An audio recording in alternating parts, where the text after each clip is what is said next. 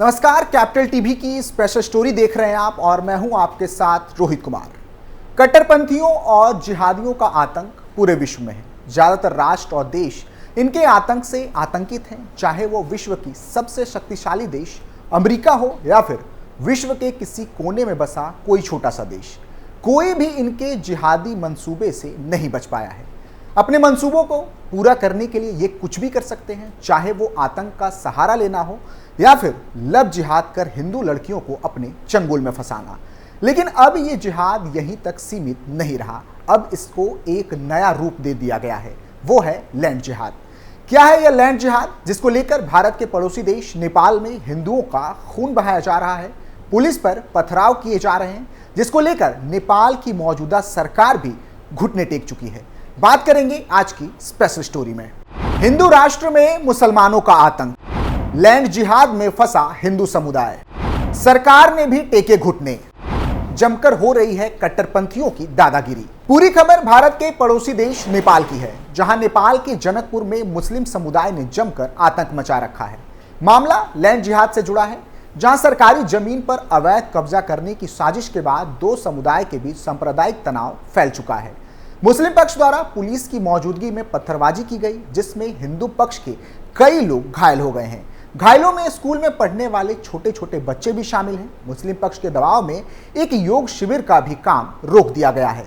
फिलहाल हालात को देखते हुए इलाके में फोर्स तैनात कर दी गई है। जानकारी के लिए बता दें कि पूरी घटना सोमवार यानी कि 10 जून 2024 की है, जिसके बारे में बात करते हुए हिंदू संगठन के सदस्यों ने इसे लैंड जिहाद बताया और वामपंथी पार्टियों द्वारा मुस्लिम पक्ष को समर्थन देने का आरोप भी लगाया है। अब चूंकि इसे लैंड जिहाद से जोड़कर देखा जा रहा है, इसलिए यह समझना भी जरूरी है कि आखिर ये लैंड जिहाद होता क्या है। लैंड जिहाद को अगर समझना है तो इनकी मानसिकता को समझना होगा। ये सब एक बनी बनाई प्रोपागेंडा का हिस्सा होता है, जहां सबसे पहले खाली जमीनों पर नमाज पढ़ने की शुरुआत की जाती है और यह सिलसिला सालों तक यूं ही चलता रहता है। ये काम इतनी सफाई और भाईचारे के साथ हो रहा होता है कि सरकार और आसपास के लोगों को इसकी भनक तक नहीं लगती। फिर अचानक से कोई मुस्लिम संगठन सामने आता है और उस जमीन को अपना बताने लगता है। वो इस बात का दावा करता है कि इस जमीन पर तो मुसलमान पिछले कई सालों से नमाज पढ़ रहा है, इसलिए ये जमीन मुसलमानों की है। फिर क्या, जमीनी विवाद के नाम पर हिंदुओं का कत्लेआम होता है, उन पर पथराव होते हैं, जिसके बाद उन्हें पलायन के लिए भी मजबूर होना पड़ता है। मीडिया रिपोर्ट के मुताबिक शिवपुर में एक सरकारी स्कूल है। भवन के आसपास काफी जमीन है जो कि स्कूल की है। इस जमीन पर लगभग 16 साल पहले मुस्लिम समुदाय के कुछ लोगों ने नमाज पढ़ना शुरू किया था। तब इस इलाके में मुस्लिम आबादी ना के बराबर थी। 2 से 4 घर ही मात्र मुस्लिम लोगों की हुआ करती थी। उन्होंने इबादत के लिए पहले स्कूल की बिल्डिंग चुनी। मिली जानकारी के अनुसार लगभग 10 साल पहले स्कूल कंपाउंड में किसी बात को लेकर हिंदू और मुस्लिम पक्ष में विवाद हो गया था। तब से कुछ समय के लिए स्कूल के अंदर नमाज पढ़नी बंद हो गई थी। इस बीच जनकपुर में मुसलमानों की तादाद लगातार बढ़ती रही। 10 साल पहले का विवाद शांत होने के बाद मुस्लिम पक्ष ने स्कूल के भवन के बजाय उसकी खाली पड़ी जमीन पर नमाज पढ़नी शुरू कर दी। इसमें नमाजियों की तादाद बढ़ती चली गई। अब जनकपुर के शिवपुर इलाके में लगभग 70 से 80 घर मुसलमानों के हो चुके हैं। इन्होंने अपनी खुद की मस्जिद भी बनवा डाली। इसके बावजूद मुस्लिम पक्ष ने स्कूल की सरकारी जमीन पर नमाज पढ़ना बंद नहीं किया। कुछ साल पहले से मुसलमानों ने इस सरकारी जमीन को अपनी इबादत गाह वाली जगह बताना शुरू कर दिया। साल 2013 में स्कूल की जमीन को अपना बताते हुए मुस्लिम पक्ष के लोग जनकपुर हाई कोर्ट गए। यहां चली सुनवाई में हाई कोर्ट ने जमीन पर मुस्लिम पक्ष का दावा खारिज कर दिया। न्यायाधीश ने यह जमीन सरकार की बताई और वहां किसी भी प्रकार के निजी निर्माण पर रोक लगा दी। मीडिया के पास हाई कोर्ट के आदेश की कॉपी मौजूद है। जमीन सरकार की घोषित होने के बावजूद मुस्लिम पक्ष ने वहां नमाज पढ़ना बंद नहीं किया। नमाजियों की पूरी टोली को मोहम्मद कैश और इब्राहिम राइन लीड करते रहे। रमजान आदि के महीनों में तो यहां इतनी भीड़ हो जाती थी कि बच्चों की पढ़ाई में बाधा उत्पन्न होती थी। इस बीच सोमवार यानी कि 10 जून 2024 को स्कूल वाली खाली जगह पर मुस्लिम समुदाय के लोगों की भीड़ जमा हो गई। भीड़ में 70 से 80 लोग शामिल बताए गए। इसमें बच्चे, बूढ़े और जवान के अलावा औरतें भी शामिल थी। स्थानीय लोगों ने बताया कि वहां 2 से 3 दिन से चुपके चुपके ट्रैक्टर ट्रॉली से ईंट और सीमेंट आदि गिरवाए जा रहे हैं और कारीगर बुलाकर सरकारी जमीन पर दीवार उठाई जा रही है। स्कूल की जमीन पर मुस्लिम पक्ष द्वारा दीवार बनाते देखकर वहां के टीचर, छात्र छात्राओं और आसपास के ग्रामीणों ने इसे अवैध निर्माण बताकर विरोध शुरू कर दिया। मामले की जानकारी मिलते ही मौके पर पुलिस के 2 जवान भी पहुंच गए। इस रुकावट की वजह से मुस्लिम पक्ष नाराज हो गया। उन्होंने स्कूल के पास जुटे ग्रामीणों और छात्रों पर हमला बोल दिया। हमले के दौरान लाठी डंडे भाजे गए। हिंदुओं के अलावा पुलिस पर भी पत्थरबाजी की गई। इस हमले में आधे दर्जन से अधिक लोग घायल हो गए। घायलों में स्कूल के अंदर पढ़ रहे कुछ नाबालिग छात्र भी शामिल थे। घटना की सूचना मिलते ही घटनास्थल पर अतिरिक्त पुलिस बल पहुंचा। आरोप है कि पुलिस ने पत्थरबाजी कर रहे मुसलमानों पर कोई कार्रवाई नहीं की।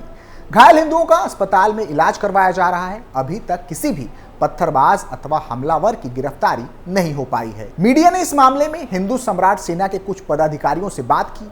नाम नहीं छपने की शर्त पर उन्होंने बताया कि मुस्लिम पक्ष के लोगों को वामपंथी पार्टी का समर्थन हासिल है। उन्होंने बताया कि मुस्लिम पक्ष ने जब काम रोकने के लिए कहा गया तो उन्होंने स्कूल से थोड़ी दूर पर बन रहे योग शिविर पर आपत्ति दर्ज करवा दी। यह योग शिविर डॉक्टर प्रमोद यादव अपनी निजी जमीन पर बनवा रहे थे। प्रमोद ने अपनी तरफ से तमाम सफाई और जमीन निजी होने के कागजात भी दिखाए। इसके बावजूद प्रशासन ने प्रमोद के योग शिविर पर अस्थायी तौर पर पाबंदी लगा दी। हिंदू सम्राट सेना के पदाधिकारियों ने चेतावनी दी है कि मुसलमानों को खुश करने के लिए रोके गए योग शिविर का काम फिर से शुरू नहीं हुआ तो वो आंदोलन करेंगे। फिलहाल प्रशासन ने योग शिविर के कागजात मंगवाए हैं। मुस्लिम पक्ष द्वारा जो छोटी सी दीवार स्कूल की जमीन पर खड़ी की गई है वो अभी भी बरकरार है। हिंदू संगठनों ने इस निर्माण को अवैध बताते हुए तत्काल ध्वस्त करने की मांग की है। बता दें कि पूरे विश्व में नेपाल को एकमात्र हिंदू राष्ट्र माना जाता है, लेकिन बीते कई सालों में हिंदुओं की जनसंख्या लगातार घटी है तो वहीं मुसलमानों की जनसंख्या बड़ी तेजी के साथ बढ़ी है, जिसका खामियाजा अब हिंदू समुदाय को भुगतना पड़ रहा है।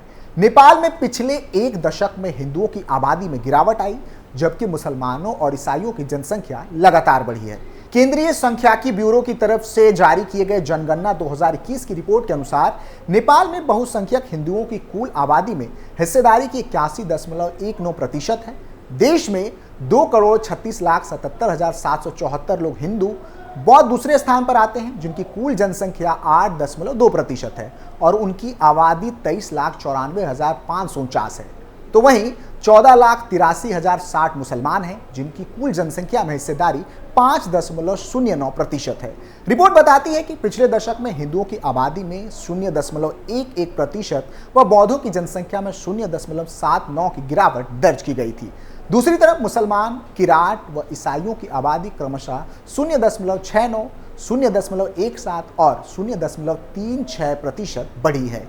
2011 की जनगणना के अनुसार नेपाल में हिंदुओं की आबादी 81.3% तथा बौद्धों की 9% थी। मुसलमान 4.4%, किराट 3.1% तथा ईसाई 0.1% थी।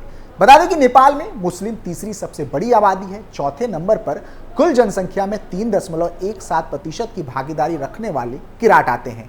5वें स्थान पर 5,12,313 जनसंख्या वाले ईसाई आते हैं जिनकी कुल आबादी में 1.76% हिस्सेदारी है। नेपाल में हर 10 साल पर जनगणना होती है, लेकिन कोविड-19 के कारण इसमें देरी हुई थी। बता दें कि सिर्फ भारत और नेपाल ही नहीं बल्कि पूरा विश्व मुसलमानों की जनसंख्या, खासकर कट्टरपंथी सोच रखने वाले मुसलमानों की बढ़ती जनसंख्या से चिंतित है। भारत खुद इस पर लगाम लगाने के लिए लगातार विधेयक लाने की बात कर रहा है, लेकिन कुछ लोग इसे राष्ट्र हित में नहीं मानते। उन्हें लगता है कि ये बस मुसलमानों को निशाने पर लेने की कोशिश है, लेकिन सच ये है कि ऐसा बिल्कुल भी नहीं। ये नियम सभी धर्मों के लोगों पर लागू होगा, ना कि किसी समुदाय विशेष पर। इसलिए ये राष्ट्र हित में है और मुसलमान इसे जितना जल्दी समझ जाए उनके लिए उतना ही अच्छा होगा। फिलहाल के लिए इतना है। आप देखते रहिए कैपिटल टीवी उत्तर प्रदेश। नमस्कार।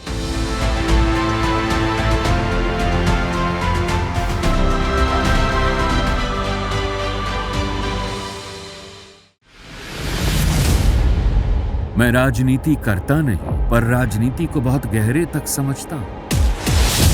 मैं लोगों के बीच रहता हूं, लोगों के मन को अच्छे से जानता हूं।